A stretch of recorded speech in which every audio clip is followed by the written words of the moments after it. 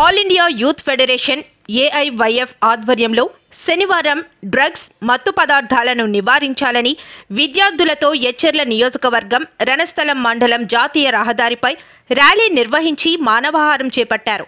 అనంతరం వారు మీడియాతో మాట్లాడుతూ రాష్ట్రంలోనే కాకుండా శ్రీకాకుళం జిల్లాలో డ్రగ్స్ మరియు మత్తు పదార్థాల రవాణా యథేచ్ఛగా చేస్తున్నారని, వీటిపై పోలీసులు జోక్యం చేసుకుని ఈ మాఫియాపై ఉక్కుపాదం మోపాలని తెలిపారు.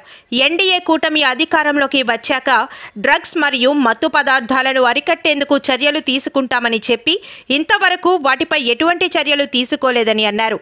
ఎక్కడెక్కడో విద్యార్థులు, యువత ఈ మత్తు పదార్థాలకు బానిసలై తమ భవిష్యత్తును పాడు చేసుకుంటున్నారని వారు పేర్కొన్నారు. అంతేకాకుండా మహిళలు, చిన్నారులపై హత్యలు, మానభంగాలకు పాల్పడుతున్నారని, వీటిపై రాష్ట్ర హోంమంత్రి కఠినంగా చర్యలు తీసుకుని రాష్ట్రాన్ని, యువతని, విద్యార్థులను ఈ మహమ్మారి నుండి కాపాడాలని అన్నారు. నా పేరు Ponna Srinivasarao, all India youth federation AIYF Srikakulam జిల్లా ప్రధాన కార్యదర్శి. మరి ఈరోజు అఖిల భారత యువజన సమైక్య ఏఐవైఎఫ్ ఆధ్వర్యంలో గంజాయి అలాగే మాదక ద్రవ్యాలు, డ్రగ్స్ వ్యాపారాన్ని అరికట్టాలని రణస్థలం మండల కేంద్రంగా ర్యాలీ మానవహారం అనేది చేపట్టడం జరిగింది. మరి దాని ప్రాముఖ్యమైన ఉద్దేశం ఏమిటంటే విద్యార్థులు, యువత మత్తు పదార్థాల బారిన పడి వారి యొక్క జీవితాన్ని చిన్నాభిన్నం చేసుకున్న పరిస్థితి స్పష్టంగా కనిపిస్తూ ఉంది. ఏమి నిషేధిస్తూ ఉన్నారు? అప్పుడైతే తోరణాల్లో కనబడే బయట ఇప్పుడు సంచుల్లో కనబడుతూ ఉన్నాయి. ఎక్కడ చూసినా సరే గుట్కాకాయన వ్యాపారం జరుగుతుంది.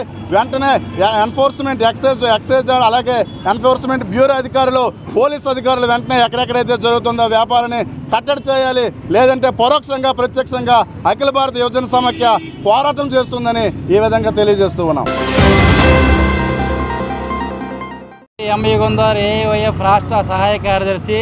ఈరోజు శ్రీకాకుళం జిల్లా వ్యాప్తంగా చూసుకుంటే విపరీతంగా అటు ఒరిస్సా బార్డర్, ఇటు పర్లాకిమిడిసి సంబంధించి ఆనుకొని కోస్టల్ కారిడార్ మన జిల్లాలో 195 కిలోమీటర్ల ప్రాంతం తీర ప్రాంతం ఉంది.